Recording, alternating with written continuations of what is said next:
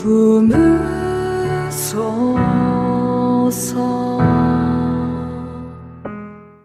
세상을 향한 하나님의 긍휼과 능력을 거두지 말아 주시옵소서. 세상이 구원되기 위하여, 치유되기 위하여 하나님의 긍휼과 능력이 필요합니다. 주를 의지하지 않고 스스로의 힘으로 살아가는 연약한 자들에게 하나님의 능력을 나타내시고 하나님의 긍휼을 맛볼 수 있도록 은혜 베풀어 주시옵소서. 영적인 어둠과 사망의 길을 걷는 자들을 하나님께서 복음의 능력으로 구원하여 주시기를 원합니다. 마음에 병든 사람들이 참으로 많이 있습니다. 몸과 마음을 고쳐주시고 그 마음의 연약함의 원인을 이겨낼 수 있도록 치유의 하나님 이 땅 가운데에 은혜 더하여 주시옵소서. 이 나라가 분열과 갈등으로 다투기를 멈추지 않고 있습니다. 한 마음과 한 뜻이 되지를 못하고 평화를 누리지 못하고 있습니다. 분열과 갈등에 빠지는 그런 나라와 민족 되지 않게 하나님의 화평케 하는 영으로 이 나라의 갈등을 치유하여 주시옵소서. 나라의 경제와 정치가 안정화가 되고 일자리와 가정이 안정케 되기를 원합니다. 사회적인 약자가 보호받을 수 있는 정의와 공의와 사랑이 흘러넘치는 나라로 고쳐 주시옵소서. 하나님을 믿지 아니하고 물질주의 우상과 쾌락주의 우상을 따르는 이 죄악이 가득 찬 세상에서 영혼들을 건져주시고 스스로의 영광을 추구하지 아니하며 하나님의 영광을 따를 수 있는 믿음의 사람들을 일으켜 주시옵소서. 하나님의 영광에 이르는 그 복음의 삶을 살아갈 수 있도록 구원의 능력으로 세상을 이끌어 주시기를 원합니다. 회개를 모르는 강팍한 시대를 살아가고 있습니다. 스스로는 죄 없다 하면서 남을 탓하고 비판하고 정죄하는 이 세상에서 회개의 영을 부어주셔서 남보다 자기의 죄인됨을 먼저 고백하는 겸손한 세상 되게 하시고 겸손히 회개하여 하나님의 죄 용서의 은혜를 얻도록 도와주시옵소서. 오늘 하나님께서 우리들에게 주시는 말씀은 폭풍 가운데 나의 영혼은 안전하다. 사도행전 27장 14절에서 26절의 말씀입니다. 한 절씩 교독하고 마지막 절을 함께 봉독하겠습니다. 앞에 화면을 보시고요. 그런데 얼마 안 되어서 유라굴로라는 폭풍이 섬 쪽에서 몰아쳤다. 배가 폭풍에 휘말려서 바람을 맞서서 나아갈 수 없으므로 우리는 체념하고 떠밀려가기 시작하였다. 그런데 우리가 가우다라는 작은 섬 아래쪽을 따라 밀려갈 때에 그 섬이 어느 정도 바람막이가 되어 주었으므로 우리는 간신히 거룻배를 휘어잡을 수 있었다. 선원들은 거룻배를 갑판 위에다가 끌어올리고 이용하여 선체를 동여매었다. 그리고 그들은 리비아 근해에 모래톱으로 밀려들까 두려워서 바다에 닻을 내리고 그냥 떠밀려가고 있었다. 우리는 폭풍에 몹시 시달리고 있었는데 다음 날 선원들은 짐을 바다에 내던졌고 사흘째의 날에는 손으로 배 장비마저 내버렸다. 여러 날 동안 해도 별도 보이지 않고 거센 바람말이 심하게 불었으므로 우리는 살아남으리라는 희망을 점점 잃었다. 사람들은 오랫동안 아무것도 먹지 못하고 있었다. 그때 바울이 이렇게 말하였다. 여러분은 내 말을 듣고 크레타에서 출항하지 않았어야 했습니다. 그랬으면 이런 재난과 손실은 당하지 않았을 것입니다. 그러나 이제 나는 여러분에게 권합니다. 기운을 내십시오. 이 배만 잃을 뿐 여러분 가운데 한 사람도 목숨을 잃지는 않을 것입니다. 지난 밤에 나의 주님이시여 내가 섬기는 분이신 하나님의 천사가 내 곁에 서서 바울아 두려워하지 말아라. 너는 반드시 황제 앞에 서야 한다. 보아라 하나님께서는 너와 함께 타고 가는 모든 사람의 안전을 너에게 맡겨주셨다 하고 말씀하셨습니다. 그러므로 여러분 힘을 내십시오. 하나님께서 나에게 말씀하신 그대로 되리라고 함께합니다. 우리는 반드시 어떤 섬으로 밀려가 닿게 될 것입니다. 아멘. 믿음이 흔들리고 신앙적으로 무기력한 시대에 접어들었는데 믿는 우리가 흔들린다고 해서 하나님께서 흔들리는 건 아니지 않습니까? 우리가 연약한 거지 하나님께서는 연약하신 분이십니까? 결코 아니죠. 사도신경으로 우리는 전능하신 아버지 하나님 천지의 창조주를 믿습니다라고 계속 고백을 합니다. 그렇게 고백을 하면서도 하나님의 전능하심을, 창조주이심을, 창조의 주관자이심을 우리는 쉽게 잊어버립니다. 인생이 너무나 조급하고 짧아서 인내하는 믿음이 없어서 그렇습니다. 짧고 조급한 인생에게 1년이라는 실패 커 보이고 3년의 고생 커 보이고 5년의 낭비 길어 보이고 10년의 허무한 결과는 절망처럼 다가오기도 하지만은 그러나 인간은 실패할 수 있지만은 하나님은 실패하지 않고 여전히 하나님은 영원한 창조주이시며 영원한 전능자이신 것을 우리는 꼭 기억해야 합니다. 그렇기 때문에 궁극적으로는 분명히 하나님의 계획과 뜻은 성취가 될 수밖에 없습니다. 바울의 체포와 2년간의 투옥이 끝나고 로마로 이송되는 이 모든 것을 보면은 이것은 우리 바울의 성공 사례라고 손꼽기는 어렵지 않습니까? 누가 봐도 이것은 바울의 고난 사례로 분류를 할 것입니다. 그러나 바울의 고난 사례가 될 수는 있겠지만은 바울에게 실패 사례는 될 수가 없습니다. 왜? 모든 것은 하나님의 철저한 계획과 섭리 아래서 이루어지기 때문입니다. 애초부터 보세요. 로마 시민권을 가지고 있었던 바울이 사도로 선택을 받았습니다. 그 시민권이 있었기 때문에 죄수의 신분으로 황제에게 재판을 받을 수가 있어서 지금 복음을 가지고 로마로 건너갈 수 있게 된 것이었습니다. 그리고 이 바울은 고급 헬라어도 구사할 줄 아는 유능한 사람이었기 때문에 신약 성경의 상당 부분을 기록할 수가 있게 되었습니다. 이것도 우연이었을까요? 게다가 바울은 정통 유대인 바리새파였습니다. 유능한 스승 가말리알의 제자였기 때문에 유대교의 성경 해석에 대해서 그 교리에 대해서 아주 전문적으로 잘 배울 수가 있었기 때문에 유대인들을 예수님의 말씀으로 설득을 해서 쉽게 복음을 증거할 수 있었으니 지금 바울이 로마 시민권이었던 것, 헬라어를 잘 구사했던 것들, 그리고 가말리알의 제자여서 유대교의 성경 해석에 대해서 빠삭했던 이 모든 것들은 하나님의 복음을 증거하는데 완전하게 다 이용을 당하게 되고 쓰임받게 되었으니 바울은 비록 죄수의 신분으로 배를 타고 로마로 끌려가고 있지만은 이것은 실패 사례가 아니라 그냥 고난 사례가 아니라 하나님의 철저한 계획이 이루어지고 있는 것으로 우리는 그렇게 해석을 할 수가 있습니다. 우연은 없어요. 우리에게 적용하면 어떻습니까? 내가 예수님을 믿게 된 것은 하나님의 실수일까요? 나도 나를 싫어하고 나도 나에게 대해서 실망하는데 그런 나를 선택하여 예수님을 믿게 하셨는데 이거 하나님의 실수입니까? 하나님의 실패입니까? 결코 그럴 수가 없게 되는 거죠. 하나님의 계획과 목적에 적합하기 때문에 나의 약점도 사용 가능하시기 때문에 나를 선택하신 것입니다. 바울이 로마의 황제에게 재판을 받으러 드디어 가이사라에서 출발을 하게 되었습니다. 서기 59년 9월경입니다. 정확한 시점입니다. 로마의 군인들이 바울을 포함하여 몇몇의 죄수들을 이제 로마로 이송을 하게 되었는데 오늘 우리 기준으로 생각하면 안 되죠. 2000년 전입니다. 프로펠러 스크류로 움직이는 동력선이 없었고 바람을 의지하여서 가는 돛담배가 있던 그 시절이었습니다. 거대한 여객선도 없었습니다. 바람을 의지하여서 가야 되는데 짐칸에 빽빽히 사람을 채워서 잠을 잔다고 하면은 200명, 300명 정도 잠을 잘 수 있는 크기가 당시에는 그래도 나름 큰 상선이었습니다. 오늘 기준으로 보면은 작은 배이기는 하지만요. 지중해를 횡단한 배라고 해봐도 그들에게 큰 배여도 오늘 우리 기준으로는 작은 크기일 뿐입니다. 그 상선을 타고 가는 것이죠. 자, 지금 전쟁 상황입니까? 전쟁 상황이 아니니 군함을 탈 일도 없습니다. 전쟁 상황이 아니니까 전용 죄수 호송선을 타는 것도 아닙니다. 그냥 이 바울의 이 일행은 그들을 관리하는 로마 군병들과 함께 일반 상선을 빌려 타서 로마로 향하게 된 것입니다. 그러면 그 탑승객 중에 일반인도 당연히 있었겠죠. 죄수가 아닌 사람도 있는 겁니다. 그래서 바울의 일행, 누가를 포함한 바울의 일행까지도 그 배에 함께 탑승을 할 수가 있었죠. 당연히 누가 일행은 결박당한 상태는 아니었습니다. 바울이 가이사랴에서 2년간 구류되어서 재판을 받았을 때에는 우리라는 단어가 사도행전에서 잠깐 빠졌습니다. 왜 우리일 수 없죠. 바울 혼자 2년 동안 갇혀 있었으니까 그냥 바울 한 개인이 주어로 그렇게 등장을 하지만 사도행전 27장부터 시작하는 이 바울의 로마 항해에 있어서는 그동안 사라졌었던 우리라는 단어가 등장합니다. 왜 등장했을까요? 바울의 동료가 그 배에 함께 탑승했기 때문입니다. 무엇을 말을 해줍니까?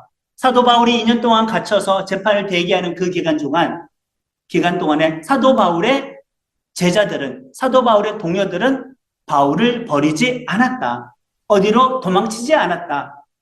같이 가이사랴에 머물면서 계속 바울에게 면회를 왔었고 옥바라지를 했었다라는 겁니다. 믿음의 동료의 의리를 볼 수가 있는 장면입니다.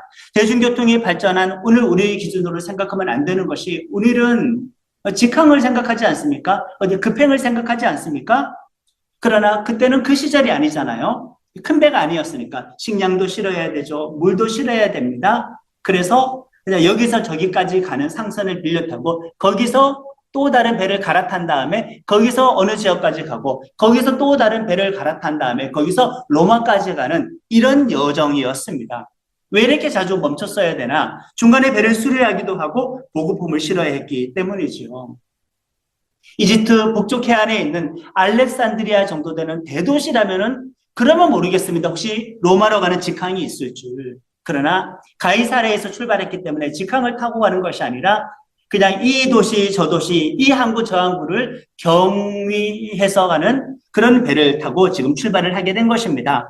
가이사랴에서 출발한 아드라무테노호는 북쪽의 시돈을 거쳐서 드디어 지중해로 나아가게 되었습니다.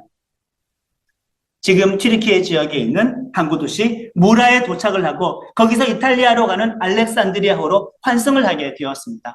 자, 당시는 돛담배였기 때문에 항해를 할 때 날씨가 정말 중요한 변수입니다. 폭풍을 치는 날이면 그냥 배를 타고 나가면 안 됩니다.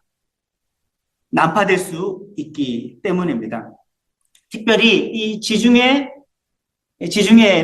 9월 중순부터 11월 초까지, 9월 중순부터 이 11월 초까지는 강한 폭풍의 계절이기 때문에 연안 항해 말고 지중해를 가로지르는 이 장거리 항해는 금지 기간이 있을 정도일 정도로 아주 위험한 시기였습니다. 무라에서부터 이제 맞바람이 불기 시작을 하는데, 파도가 치기 시작하는데 제대로 전진하기가 어려웠습니다. 그냥 하루 이틀이면 갈 크레타섬, 그레데섬의 미항까지 한 2배, 아니 그 이상이 걸려서 겨우겨우 그 미항에 도착할 수 있었습니다. 지금 바울을 실었던 그 배는 폭풍의 계절, 폭풍 속으로 항해를 하는 중입니다. 뭐 하나 쉬운 것이 없습니다.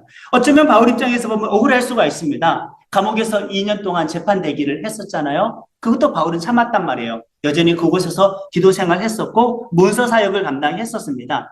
로마 황제에게 재판을 받으러 가는 그 자체만 해도 큰 고난인데, 이 위험한 항해로 로마에 가는 이 여정 또한 엎친 데 덮친 격입니다. 로마에 재판받으러 가는 자체도 어려움인데 항해하는 자체가 목숨을 건 여행이 되었으니 정말 설상가상 어려움이 덮친 것입니다. 그럼에도 불구하고 이 모든 것은 하나님의 계획이다, 하나님의 섭리다라는 것을 우리는 기억해야 되죠. 아마 지체들도 이 정도는 해석할 것입니다. 여러분들의 삶에 어떤 어려움을 만나면은 한번 엎쳤구나, 설상이구나, 요 정도까지는 하나님의 계획 속에 있어. 그런데 엎친 데 덮친 격일 때에는, 설상가상일 때에는 그 2번째 어려움, 아니 3번째 어려움, 4번째 어려움에 가서는 그것은 하나님의 계획으로 생각하지 못하고 믿음이 무너질 때가 너무나 많이 있다라는 겁니다. 바울 한번 보시면은 우리가 비교할 수 없을 정도로 반복적으로 점점 강도가 심해지는 고난을 겪었는데 이것은 하나님의 철저한 계획이었다, 섭리였다라는 거 우리가 꼭 기억해야 하는 것입니다. 하나님의 뜻에 순종해서 하나님의 뜻대로 살겠다고 순종하면서 가는 그 길조차도 제대로 진행되지 않고 일이 막히고 꼬일 때가 있는데, 내가 바울의 입장이었으면 억울할 법합니다. 아니 내가 지금 죄수의 신분되는 거 순종하겠어요. 내가 지금 로마로 호송되는 거 순종하겠어요. 재판이 2년 동안 질질 끌렸던 거 순종하겠어요. 로마 황제에게까지 가서 재판받는 거 내가 순종하겠어요. 그러면 가는 길에서는 어려움이 없어야 되잖아요. 애초에 순종하는 것이 고난의 길을 순종해서 가는데 그 가는 길조차도 더 큰 어려움이 있다는 것에서 웬만한 사람이라고 하면은 시험 들지 않겠습니까? 내가 당신의 뜻에 순종해서 어려운 길을 선택했습니다. 그러니까 그 어려운 길을 가기 그 전 단계에 있어서만큼은 형통하기를 많은 사람들이 기대하는 것이 인간의 보상 심리가 아닐까요? 그런데 오히려 그것은 더 어려워요. 가서 재판받아서 사형당하는 것 그 이상으로 지금 죽을 고비를 겪고 있는데 그것조차도 하나님의 섭리와 계획 속에 있다라는 거 우리가 꼭 기억하고 인생의 풍랑을 돌파해야 할 줄로 믿습니다. 자, 9월 중순에 출발했던 이 바울의 일행들은 10월 초가 되었는데 지금 가장 위험한 항해 시기가 되었어요. 9월 중순에서 11월 초까지가 지중해에 큰 광풍이 부는데 10월 초는 그 중에서도 가장 위험한 시기가 되었는데 아직까지 로마에 도착하지 못했고 크레타 섬의 미항 그러니까 절반밖에 가지 못했다라는 겁니다. 자, 이 미항에서 며칠을 쉬게 됩니다. 망가진 배도 수리해야 될 것이고 지친 선원도 쉬어야 될 것이고 식량도 실어야 되고 식수도 실어야 되겠죠. 10월 초에 출항하기에는 너무나 위험한 지중해 날씨입니다. 자, 배를 타고 여행하면서 사도 바울은 기도 생활을 유지했을까요? 안 했을까요? 당연히 기도 생활 유지했습니다. 계시를 받았어요. 전날 밤에 기도하는 중에 하나님께 받은 계시가 있었는데 바울이 이번에 만약에 출항하면은 배가 부서지고 많은 사람은 죽게 될 것이다라는 그 하나님의 계시를 받게 되었습니다. 그래서 바울이 자기를 인솔하는 로마의 백부장, 오늘날 중대장입니다. 그 로마 중대장에게 말을 하는 거죠. 지금 출항하면 안 됩니다. 지금 출항하면 배는 부서지게 될 것이고 많은 화물은 잃어버리게 될 것이고 이 배에 승선하고 있는 많은 사람들은 목숨을 잃어버릴 수도 있으니 절대 출항하면 안 됩니다라고 사도 바울이 기도를 통하여 하나님께로부터 받은 그 계시를 로마 백부장에게 전했습니다. 당연히 백부장은 바울의 말만 듣고 쉽게 결정을 하겠습니까? 선장에게 물어봐야 되죠. 그 선주의 말을 물어봐야 하지 않겠습니까?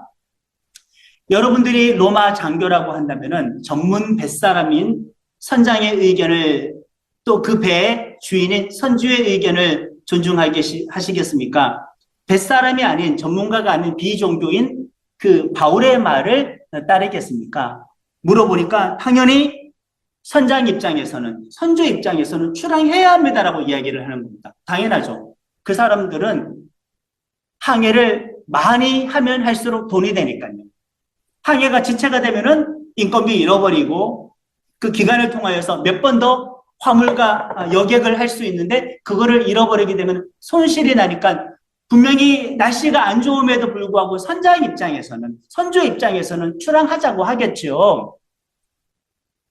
지금 경제 논리와 신앙의 논리가 붙어버렸습니다. 어떤 상업적인 논리와 믿음의 논리가 충돌하게 되었습니다. 이 두 가지의 의견을 로마 백부장은 듣게 되었습니다. 백부장은 무엇을 선택하느냐? 신앙의 논리, 믿음의 논리를 받아들였을까요? 아니면 선장과 선주의 경제적인 논리, 상업적인 논리를 받아들였을까요? 당연히 전문 뱃사람의 말을 믿었겠지요. 선장의 말을 듣기로 하고 이제 출발을 하게 됩니다. 예수 믿는 믿음의 청년들이 사회생활을 하게 될 때에 신앙적인 논리와 세상 경제적인 논리가 충돌하게 될 때 어떤 선택을 하게 될까? 믿음의 사람들이 사회생활할 때에 믿음의 논리와 세상 경제적인 논리, 세상 경험의 논리, 세상 일반 상식적인 논리가 충돌하게 되었을 때 어떤 선택을 하게 될까?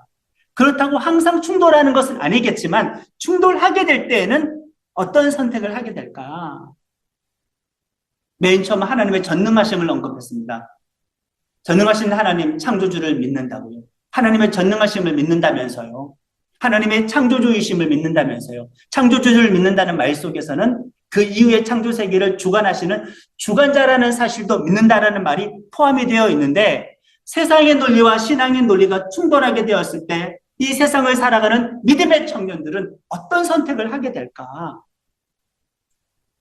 백부장의 위치에서 바울 말 들으시겠습니까? 선장과 선주의 말을 들으시겠습니까? 여기서 많이 쓰러질 것입니다. 로마 장교는 출항하기로 했는데 크레타 섬을 떠나서 서쪽 바다로 이제 막 갔습니다. 일단 당장은 선장 말이 옳았어요. 날씨가 좋았거든요. 파도가 잔잔했거든요. 이렇게 세상이 원하는 대로 살아갈 때 그 시작은 오히려 평탄하게 보입니다. 왜요? 유혹하기 쉽잖아요. 꼬시기 쉽잖아요. 처음은 좋게 만들어야 되죠. 오히려 믿음대로 살아가는 것은 처음에 어렵게 됩니다. 왜? 믿음대로 못 살아가는 게. 믿음대로 순종하는 것이 어렵게. 그러니 이 처음에 눈에 보이는 그 닥치는 어려움 때문에 많은 사람들은 믿음의 결정을 하지 못하고 불신앙의 결정을 하기 마련인데, 잠깐 잔잔하다 말고 곧바로 하나님께서 예언하신 대로 바울이 받은 그 계시대로 이제 폭풍이 몰아치기 시작하는데, 이거 정말 잘못하면은 죽을 위기에 처하게 되는 그런 상황입니다. 엄청난 폭풍을 만나게 됩니다. 14절, 15절 함께 합니다. 그런데 얼마 안 되어서 유라굴로라는 폭풍이 섬 쪽에서 몰아쳤다. 배가 폭풍에 휘말려서 바람을 맞서서 나아갈 수 없으므로 우리는 체념하고 떠밀려가기 시작하였다. 이런 상황이 된 겁니다. 동력선 아니잖아요. 돛담배잖아요.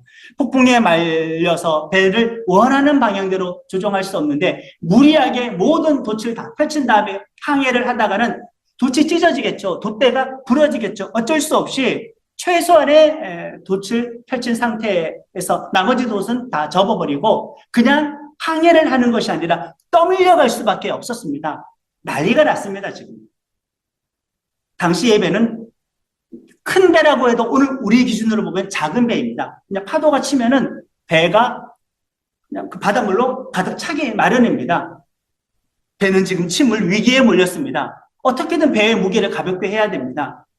선원들이 그 배에 있는 짐을 버리기로 합니다. 배의 운항에 필요한 그런 장비와 연장을 버리기도 합니다. 배를 점점 더 가볍게 하는 거지요. 바울의 말이 옳았죠. 하나님의 계시가 옳았습니다. 전문가의 상식 논리, 경제 논리가 오히려 비전문가의 신앙 논리에 의해서 박살나는 것을 우리는 지금 보고 있습니다. 오히려 더 큰 손해를 입게 되었습니다. 어떤 기준으로 인생의 방향을 선택하시겠습니까? 배는 지금 먹구름이 가득한 폭풍지대에 여러 날을 갇혀서 헤매게 되었는데, 먹구름이 꽉 찬 상태에서 몇 날 며칠을 그냥 헤매이다 보니까 이게 낮인지 밤인지 아침인지 저녁인지 방향도 알 수 없어요. 해가 가려졌으니까. 밤에 별도 가려졌으니까 방향도 가늠할 수 없이 모든 희망을 버리고 그냥 떠밀려 갈 수밖에 없었는데, 모두가 절망할 때 절망하지 않았던 일행이 있겠죠. 누구겠습니까? 바울이겠죠. 그리고 바울과 함께했던 바울의 동료들일 겁니다. 침몰되지 않으려고 애를 쓰다 보니까 잠이나 잘 수 있었겠습니까? 파도가 막 들이치고 지금 배가 이리저리 흔들리는데 먹을 수 있겠습니까? 느긋하게? 침몰되지 않기 위해서 애를 써야 되죠. 먹지도 못하고 잠을 자지도 못한 상태에서 몇 날 며칠이 그렇게 지나가 버렸습니다. 생과사의 경계에 서서 몇 날 며칠 그 밤낮 폭풍으로 싸우면서 먹지도 못한 그 상태에 사람들은 이제 다 절망해 버렸습니다. 지쳐버렸습니다. 그때 바울이 일어나서 배에 탄 모든 승객들을 향하여 담대하게 한 말을 합니다. 내 말을 듣고 크레타 섬에서 출항하지 않았으면 이런 타격과 손상을 입지 않았을 것이다. 그렇지만 이제는 안심하십시오. 배와 화물에만 손상이 있을 뿐 배에 탄 사람 중에 목숨을 잃게 될 사람은 한 사람도 없게 될 것인데, 이 사실을 제가 섬기는 그 하나님의 천사가 어제 저한테 와서 알려주었습니다. 이렇게 증거를 하는 것입니다. 24절의 말씀을 함께 합니다. 바울아, 두려워하지 말아라. 너는 반드시 황제 앞에 서야 한다. 보아라, 하나님께서는 너와 함께 타고 가는 모든 사람의 안전을 너에게 맡겨주셨다고 말씀하셨습니다. 그러니까 일반적이라면 이 배는 침몰하는 게 정상이에요. 일반적이라면 이 배는 침몰하고 다 죽는 게 정상이지만 바울 하나 살리기 위해서 하나님께서 지금 이 배를 보호하시겠다는 거예요. 왜 바울을 살려야 돼요? 바울이 지금 복음을 짊어지고 제국의 심장부로 로마로 건너가고 있는 중이에요. 이건 하나님의 섭리와 계획이에요. 하나님의 섭리와 계획에 순종하는 그 바울 한 사람을 살려야 되기 때문에 이 배에 타고 있는 모든 사람들이 죽을 일은 없다는 것을 천사가 나타나서 알려주었습니다. 자, 이 상황에 보면은 여러분들은 누가 지금 선장 행세를 하고 있는 것 같습니까? 출발하지 말아야 됩니다. 또는 파손될 것입니다. 또는 안전할 것입니다. 어떤 섬에 다다르게 될 것입니다. 지금 폭풍을 뚫고 가면서 선장이 했던 말들은 아닙니다. 지금 누가 모든 이 말을 하고 있어요? 이 배의 운명에 대해서, 승객의 운명에 대해서 누가 말을 하고 있어요? 바울이 말을 하고 있어요. 그것도 확신에 차서 말을 하고 있어요. 이 배의 선장이 누구예요? 바울입니다. 하나님을 믿는 믿음의 사람 중심으로 세상이 움직이기 시작하는 거죠. 그 공간과 상황이, 그 조직이, 그 단체가 움직이기 시작하는 겁니다. 분명히 바울은 지금 죄수 신분으로 가는데 선장 행세를 하고 있네. 좀 더 정확히 말씀을 드리자면은 바울이 믿고 있는 하나님께서 이 배의 선장 역할을 하고 계신다, 이것입니다.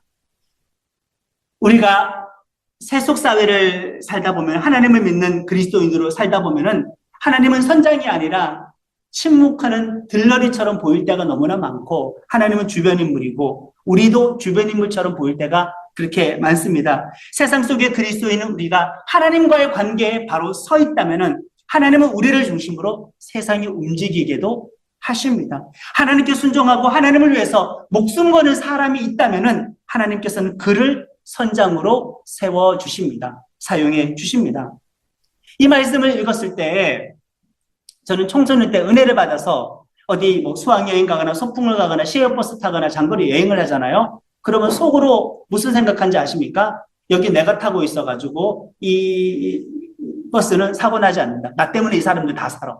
그런 어떤 자존감과 자신감이 있었어요. 그때는 제가 목회자가 되기로 하나님께 서원하고 준비 중에 있었기 때문에 내가 하나님 나라를 위해서 이 사명을 감당할 텐데, 이 말씀을 읽은 입장에서는 그렇게 적용이 돼요. 아, 하나님 나 하나 살리기 위해서라도 이 버스 안전하게 지키시겠구나. 이 기차 안전하게 지키시겠구나. 실제로 그렇습니다. 하나님을 경외하는 누군가가, 그 신실한 누군가가 있다면은 그 사람 때문에 하나님은 그 주변을 살게 하신다. 왜요? 하나님은 들러리가 아니라 보이지 않는 모든 상황 속에 참된 선장이시기 때문에 그렇습니다. 자, 천사가 바울에게 나타났을 때 다른 사람 눈에 보였을까요? 당연히 안 보이죠. 영적인 존재니까 몸이 없잖아요. 믿음의 눈 떠 있는 사람에게만 보이는 겁니다. 신실한 믿음, 영안의 눈 떠 있는 사람에게만 보입니다. 바울에게만 보이니까 폭풍의 상황을 똑같이 경험하고 있는데 누군가는 죽겠다라는 절망에 빠졌지만은 바울은 똑같은 폭풍의 상황이지만은 절대 죽지 않는다라는 확신에 차 있게 된 것입니다. 우리가 인생을 살다가 폭풍 속으로 들어가게 되죠. 폭풍이 우리들에게 닥치게 되죠. 누군가는 폭풍에 점령당하게 되죠. 기억해야 됩니다. 그 상황 속에 참된 선장이 누구인가? 우리가 하나님과 온전한 관계에 서 있다고 한다면은, 하나님의 사명에 순종하기로 결단하기만 한다면은, 우리가 예수 그리스도를 증거하고 삶으로 주님을 나타내고 하나님께 영광을 돌리겠다고 서원하고 그 인생으로 나아간다고 한다면은, 그런 우리가 폭풍을 경험한다고 한다면은 우리를 보시고 하나님께서는 그 폭풍 속에서도 우리를 보호하신다. 예수 믿는 믿음의 지체들, 설상가상이어도 엎친 데 덮친 격이어도 폭풍 속에서도 두려움에 사로잡혀서 호들갑 떨지 말고 나는 안전하리라. 내 영혼은 안전하리라. 지금 이 상황은 하나님의 선장이시다. 하나님의 선장이시다. 그런 믿음으로 안심하시기를 바랍니다. 바울은 이 상황 속에서도 재판에서 변론 때와 마찬가지로 똑같이 하나님을 전합니다. 아, 하나님의 천사가 우리를 살게 하실 거라고 말씀을 해주셨어. 하나님을 증거하는 거죠. 배에 탄 사람 안전하게 될 것이다. 이 말하는 뉘앙스가 뭐예요? 내가 믿는 하나님 때문에 너희들 살게 될 거야. 나 때문에 너희들 살게 될 거야. 나의 신앙 때문에 너희들 살게 될 거야.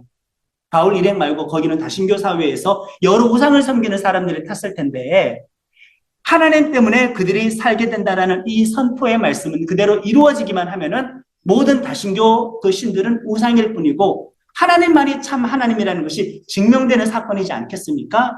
그래서 이 기회를 통하여 하나님을 증거하고 있습니다. 세상의 전쟁 점점 많아지고 있고 불행이 많아집니다. 고통이 발생하고 고통의 빈도와 강도도 점점 세지고 있습니다.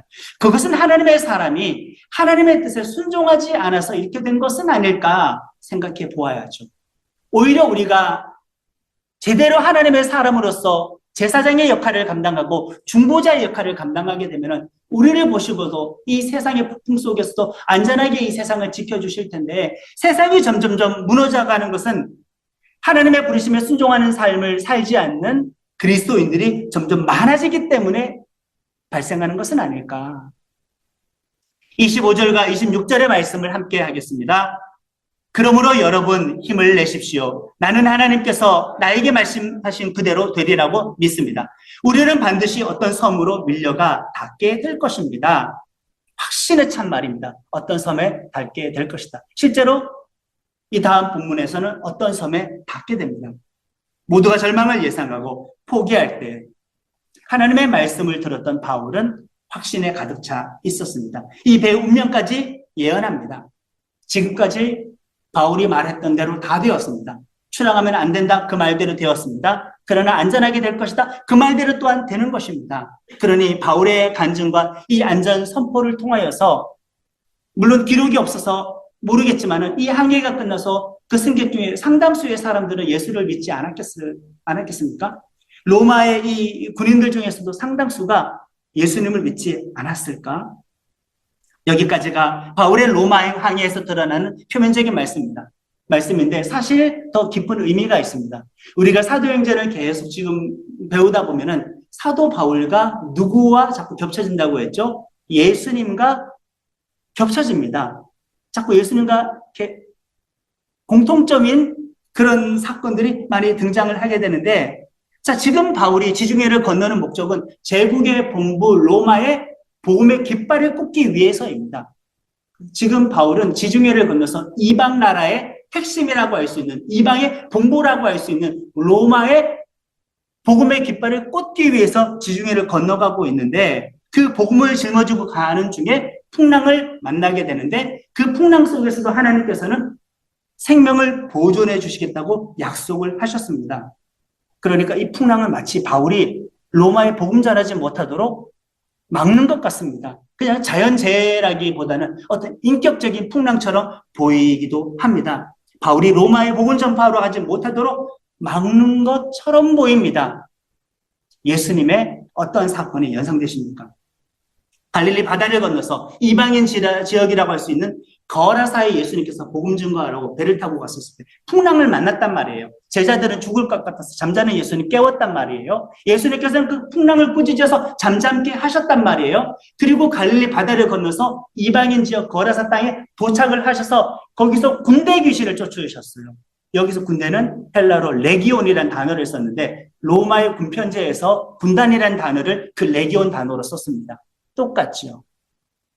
갈릴리 바다를 건너서 레기온을 제압한 것처럼 지중해 바다를 건너서 바울은 이방의 본부 로마 적그리스도의 그 본부를 복음으로 지금 제압하기 위해서 가는 것이니 갈릴리 바다에서 그 풍랑이나 지중해에서 경험하게 된 이 풍랑이나 매 한 가지입니다. 이방 지역에 복음 증거하러 가지 못하도록, 그러나 예수님의 권세로 갈릴리 바다의 풍랑을 꾸짖었던 것처럼 이 지중해 풍랑 속에서도 하나님께서는 이들의 생명을 지켜주신다라는 겁니다.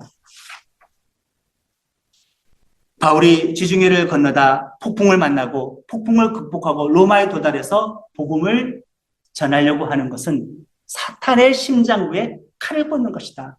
여러분들 요한계시록 보시면 로마가 적그리스도로 로마 황제가 666표로 그렇게 상징되어 있지 않습니까?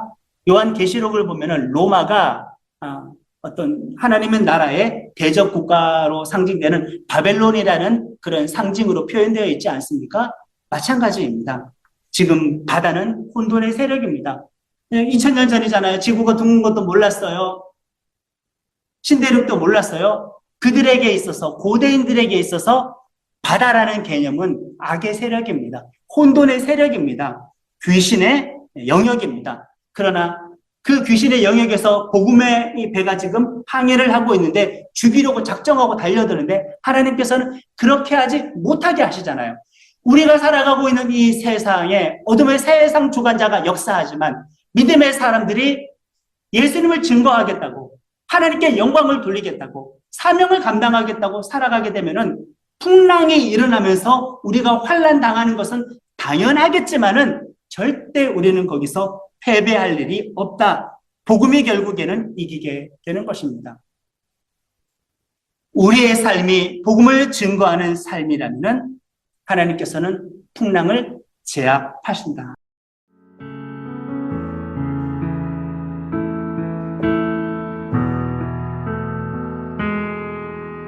주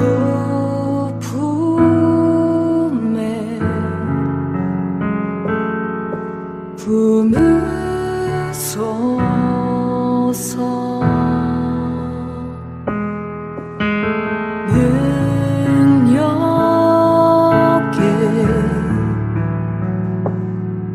발로 덮으소서. 거친 파도 날 향해 와도 주와 함께 날아오리리.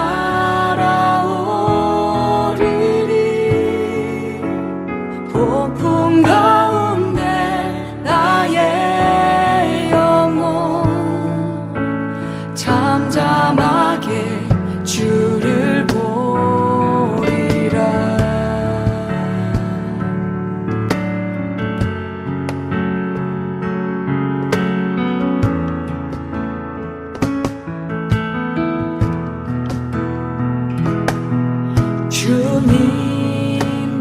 주님만에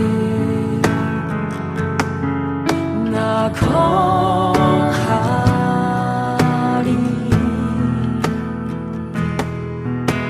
주 능력 나 잠잠히 믿네. 거친 파도 날 향해 와도 주와 함께 날아오리리.